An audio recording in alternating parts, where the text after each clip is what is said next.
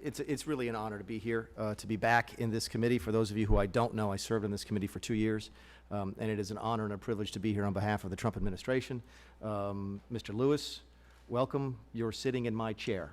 So it's an honor to be here. I'm not going to read my opening statement. I'm going to make a couple comments and we get right to the question and answers.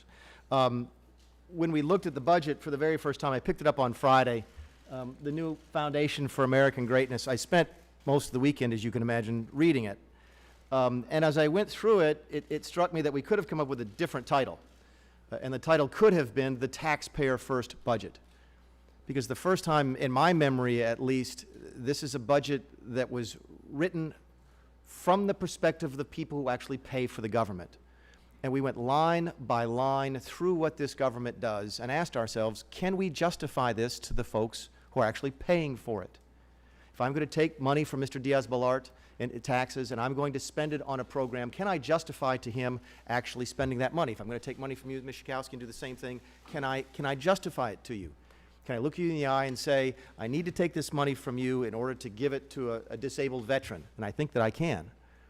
I'm not sure I could look at Mr. Woodall and say, Mr. Woodall, I need to take some of your money so that I can give it to a program that is completely ineffective, doesn't help anybody, and is rife with waste, fraud, and abuse.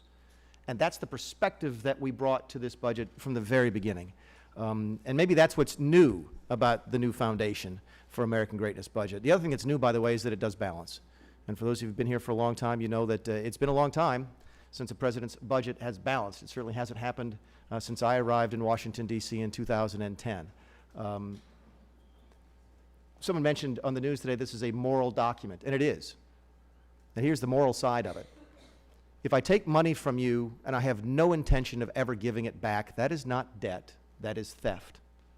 If I take money from you with an intention to pay it back, and I can show you how I intend to pay it back, that is debt.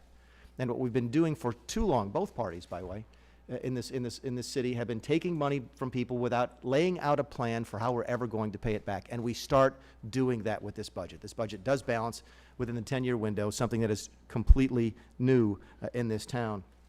What's the foundation? The foundation for the plan is 3% growth. In fact, that is Trumponomics. People ask me, you're the budget director, what do you think about Trumponomics? Trumponomics is whatever can get us to 3% growth. And I can assure you, when I am in the Oval Office with the President and we're talking about trade policy, we're talking about energy policy, we talk about tax policy, we talk about health care reform, we talk about budgets, we're trying to figure out a way to get to 3% growth. I have news for you, both parties. If we do not get to 3% growth, it is unlikely we'll ever balance the budget again. And that is not a plan. That is not a plan for the future. That is not moral, to continue to take money from people without having a plan to pay it back. So we do everything we can to try and get to 3% growth. I look forward to the questions today about how we do that. We do all of this, by the way, and still fund the President's priorities. You've heard it by now. We wanted more money for national security, border security, law enforcement, veterans, school choice, even paid parental leave. For the first time ever, President Trump, the first president of either party, is proposing a national paid parental leave program. We have $20 billion in this budget to do that.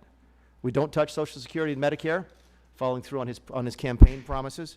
And we're able to do all of that and still balance. Why?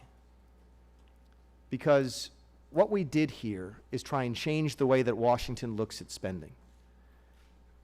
We no longer want to measure compassion by the number of programs that we have or the number of people that are on those programs.